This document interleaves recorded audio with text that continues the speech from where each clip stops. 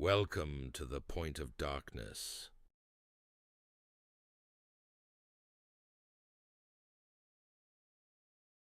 Dennis was 13 years old, and he spent the entire summer in an old neighborhood on the edge of a small town.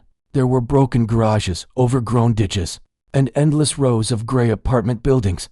Behind them stretched a huge empty field. Adults said there used to be a construction site there, then some kind of warehouse, then something else nobody remembered anymore. For kids, it was the perfect place. Dennis's best friend was Ilya, a skinny boy with messy hair who carried random junk in his backpack and called it useful stuff. He collected rusty keys, broken watches, old badges, and sometimes even pieces of wire he found near the garages. In the middle of July, they decided to build a hideout. Not just a simple fort made of branches, a real one, with a secret underground room, a hidden entrance, and maybe even a stove. They found a spot near the empty field where tall grass hid everything from the road. "No one will see us here," Ilya said. Perfect place. Dennis had his grandfather's old shovel, and Ilya brought a small military shovel he claimed he traded for. They dug for 2 days. At first the soil was soft, then came clay mixed with stones. On the third day Dennis hit something hard. A deep metallic sound echoed underground. "You heard that?" Dennis whispered. Ilya knelt beside the hole and knocked on the dirt. There was metal underneath. They started digging more carefully, and after half an hour they uncovered a rusty iron hatch with a ring in the middle. "A bunker," Ilya whispered. Dennis felt his heartbeat speed up. The hatch was ancient, almost swallowed by the earth. Faded black paint still clung to the edges.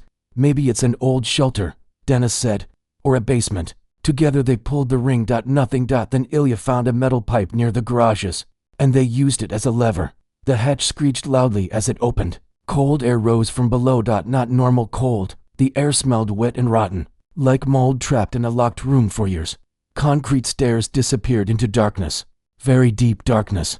For several seconds neither of them moved. "Let's check it out," Ilya finally said. "What if homeless people live there? Then we run." Dennis didn't want to look scared. He turned on his phone flashlight. They started walking down.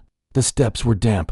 Long cobwebs clung to the walls. The deeper they went, the colder it became. At first they could still hear the outside world. Cars, dogs barking, the wind. Then everything disappeared. As if the hatch had closed behind them on its own.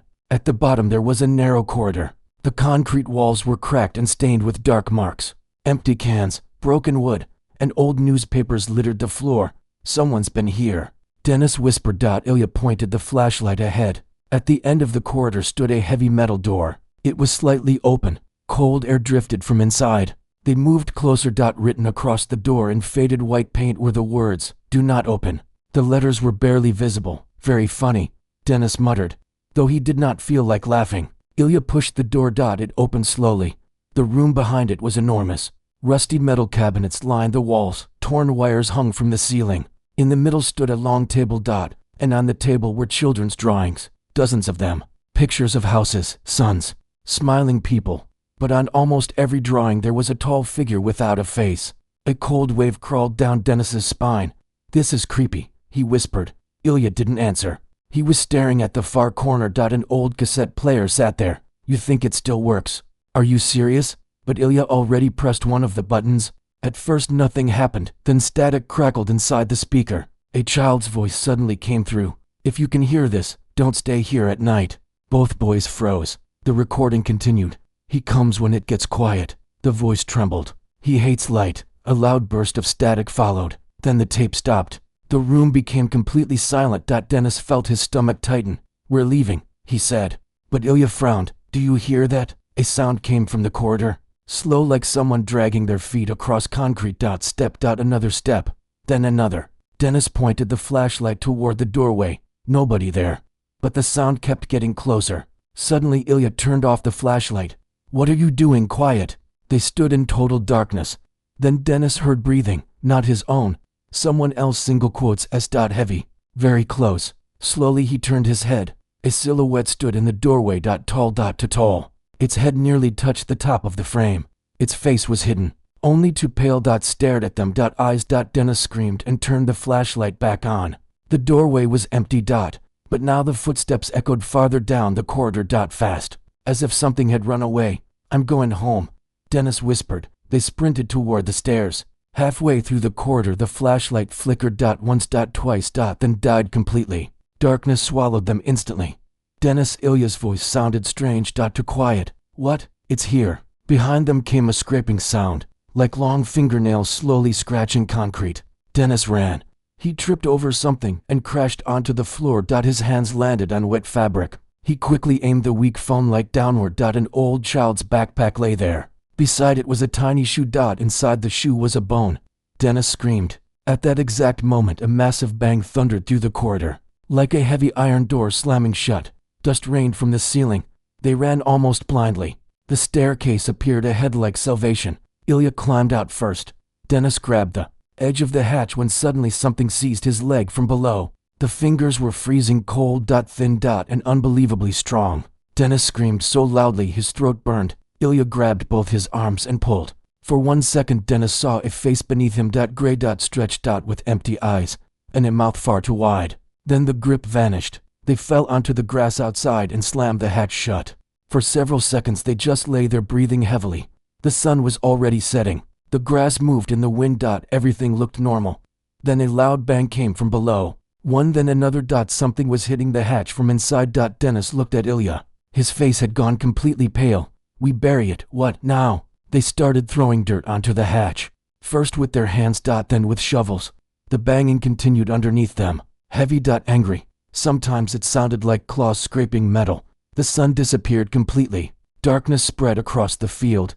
They kept digging and covering the hatch for almost an hour, until it vanished beneath the earth.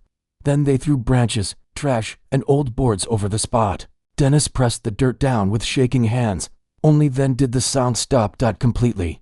They walked home without speaking. The next morning Dennis woke to a strange noise.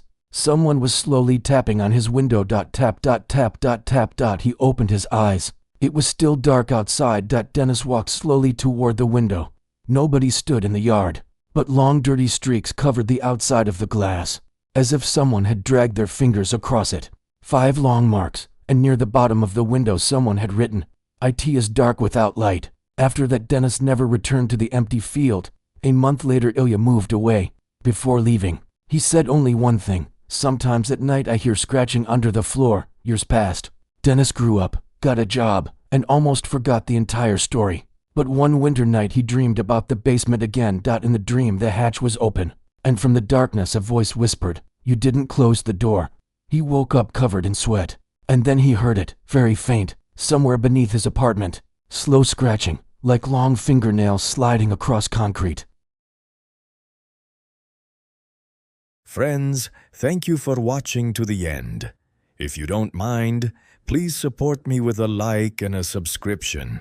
I'll see this and will make more and better videos. Thank you for your attention.